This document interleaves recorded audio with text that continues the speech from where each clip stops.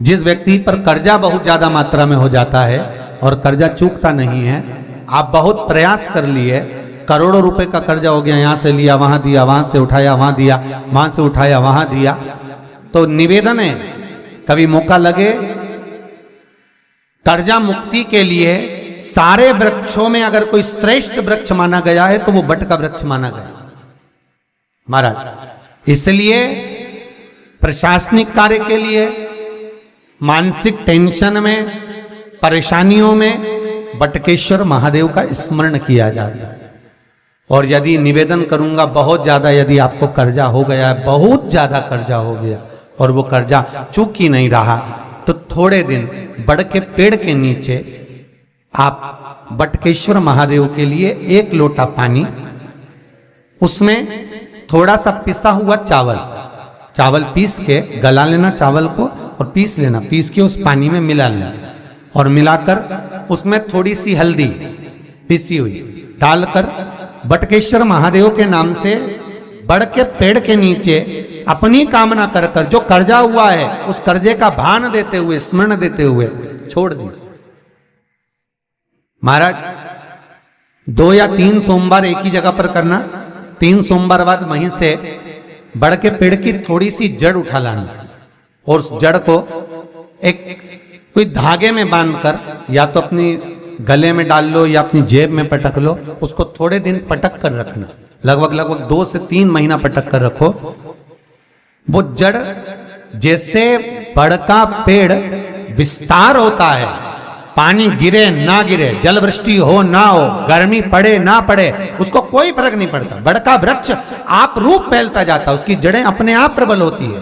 उसी तरह ये बटकेश्वर महादेव कहीं से भी अगर जड़ आपके पास में रखी है 1 महीना 2 महीना 3 महीना तक, तो ये जड़ अपने आप लक्ष्मी को पकड़कर खींच कर लाती है और कर्जे से मुक्त कर देती।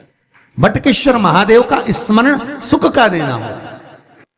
महाराज ऐसा कोई कार्य नहीं जिसमें पशुपति व्रत लाख ना करे, बस दिल से अगर आपने पशुपति व्रत करा है, बाबा विश्वनाथ के 5 पशुपति व्रत होते हैं, किसी भी सोमवार से चालू कर सकते हैं। बस करना क्या है, सुबह पूजन की थाली लगाकर लेकर जाना है, शंकर भगवान के शिवलिंग की पूजन करना है, मंदिर में अभिषेक पूजन करो, वो थाली वापिस लेकर आ जाओ, घर में रख दो। उसी थाली में शाम के समय प्रदोष काल में सूर्य डूब रहा हो, उसके कुछ ही समय के बाद आप आनंद में 6 दिए घर से लेकर जाओ, थोड़ा सा मीठा बनाकर लेकर जाओ और 5 दिए शंकर जी के मंदिर में लगाओ। पूजन करने के बाद में मीठे के 3 हिस्से कर दो, 2 हिस्से बाबा के मंदिर में अलग अलग रखिए, एक ही प्लेट में 2 हिस्से नहीं रखना है, दोनों हिस्सों को अलग अलग कटोरी में, अलग अलग दोने में, अलग अलग प्लेट में बाबा को रख दो और एक हिस्सा, एक दिया लेकर आ जाइए। घर के दरवाजे में प्रवेश करते समय राइट भाग में एक दिया घी का लगा दीजिए जो लेकर आए हो मंदिर से, उसको जला के नहीं लाना है, वहीं पर जलाना। दरवाजे के पास आराम से बैठो, दिया जलाओ और प्रसाद लेकर अपनी कामना कर कर घर के अंदर सीधा पांव रखकर अंदर चले जाओ। सवेरे फरियाल करो, शाम को भोजन करो। जब भोजन करो उस समय पर जो मीठे का आपने भोग लगाया था भोलेनाथ जी को, जिसका एक हिस्सा लेकर आए हो, सबसे पहले भोजन में वो हिस्सा खाओ। प्रसाद का जो हिस्सा लेकर आए हो उसमें से किसी को वो हिस्से में से प्रसाद नहीं देना, चाहे घर में बच्चे हों चाहे बड़े हों। आपको ज्यादा प्रसाद ले जाना तो अलग से ले जाओ, पर उस हिस्से में से किसी को प्रसाद ना दें। और वो प्रसाद पहले पाकर फिर आप भोजन प्रसादी ग्रहण करें। पर इसका नियम यह है कि प्रसाद जब आप लेकर आते हैं, आपको पहले भी कथा में कहा कि शंकर का प्रसाद रात भर नहीं रखा था। जितनी जल्दी आप प्रसाद का हिस्सा लेकर आए हैं, आधे घंटे के अंदर, पौन घंटे के अंदर आपको वो प्रसाद पाना है और भोजन करना ही है।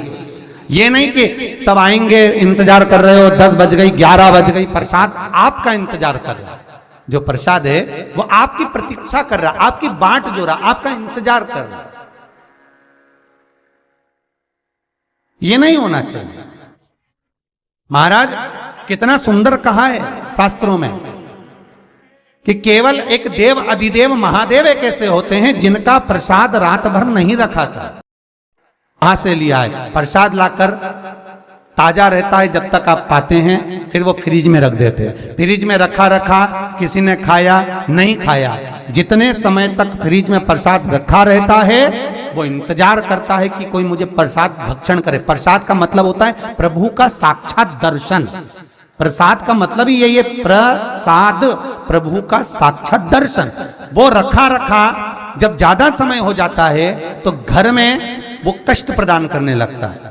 हमेशा याद रखो, प्रसाद जैसे ही आए उसका सही समय पर उसको पाओ। रखे हुए प्रसाद पड़ा हुआ है, फ्रिज में रखा हुआ है, बेटा खाएगा, बहू खाएगा, ये खाएगा, वो खाएगा, फिर धीरे धीरे वो बद्दुआ देना प्रारंभ कर देता है, जिससे घर में बड़ी बीमारी फैलने लगती है, बड़ा रोग आने लगता है। तो लोग सोचते हैं हमारे घर में ना तो हम कोई नशा करते हैं, ना हम कोई चीज खाते हैं, ना हम बाजार का खाते हैं, फिर रोग कहां से आता, फिर बीमारी कहां से आती? अर्थात वो बद्दुआ देता है। उसका प्रयोग करो, समय पर करो, समय पर पाओ।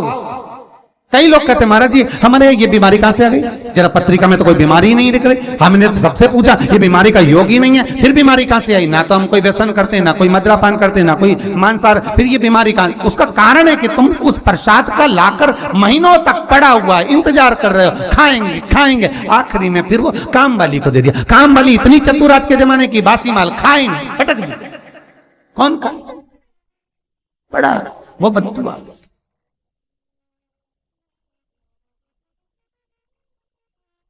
जितना आपको पाना है, जितना आपको लेना है, उतना प्रयोग करो। ज्यादा रखकर बहुत दिनों तक पड़ा है, थोर रखी है, मोहन थाल रखा है, लड्डू रखा है, पेड़ा रखा है, कुछ सामान रखा, नहीं नहीं भाई, जितना बने उतना लाओ, नहीं तो किसी को तुरंत बांट दो, समापन करो। पर अपने यहाँ पर बहुत दिन तक रखकर उसका बाबा स्वयं, मेरा श्री जी बाबा, मेरे तिरुपति बाबा, मेरा गोवर्धन नाथ, मेरा भोलेनाथ, उस प्रसाद के रूप में तुम्हारे घर में कितने दिन इंतजार करे कि मैं तेरे भीतर प्रवेश करूं, पर तू कराए नहीं, पड़ा है, रखा रहने दो, मन नहीं करता।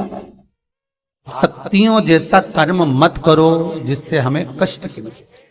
कई लोग कहते हैं हमने पशुपति व्रत करा, हमारा बहुत काम हुआ। कई लोग कहते हैं हमने करा पर हमको अभी तक का। उसका कारण है कि तुम बहुत देर तक प्रसाद को इंतजार करा रहे हो, तो बाबा भी आपको इंतजार करा रहा है, मेरा विश्वनाथ भी इंतजार कर रहा है।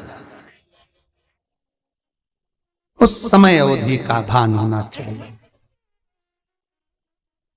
निगाह हटी, दुर्घटना घटी, बस ध्यान रखो। हम कहते हैं कि हम पूजन करते हैं, हम पाठ करते हैं, हम अर्चना करते हैं, हम अनुष्ठान करते हैं, हम भगवान की सेवा करते हैं, फिर दुख हमको ही क्यों आता है? उसका कारण केवल इतना सा कि दुख हम खुद बुलाते हैं, दूसरा नहीं।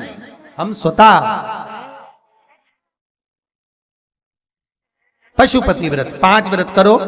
5 व्रत पूर्ण होने पर कई माताएं कहती है कि बीच में हमारे व्रत छूट जाते हैं रजस्वला धर्म के समय पर, तो व्रत तो करना पड़ेगा पर पूजन नहीं होगी और वो गिनती में भी नहीं आएगा। पर व्रत करना है पर गिनती में नहीं आएगा। पूजन भले मत करो, 7 दिन बाद आप जो व्रत करें वो अपने ऊपर है, पर गिनती में नहीं आएगा। व्रत करना पड़ेगा। गिनती में तब आएगा जब दरवाजे पर आप दिया लगाएंगे, जितने दिए आपने लगाए उसी गिनती में आएगा। और महाराज 5 व्रत जब पूर्ण हो जाएं, 5वां व्रत रहे, तब एक नरियल श्रीफल, उस पर एक मोली नाड़ा लच्छा लपेट कर उस पे 11 रुपए रखकर, कोई आपको किसी को ना भोजन कराना है ना भंडारा करना है, केवल मोली लच्छा लपेट कर 11 रुपए रखकर बाबा विश्वनाथ के सम्मुख में शंकर जी की वो जलाधारी जो गोल है माता जगत जननी का हस्तकमल, उसी पर रख देना है। विनती कर देना, बाबा मेरी ये कामना से मैंने ये व्रत किया।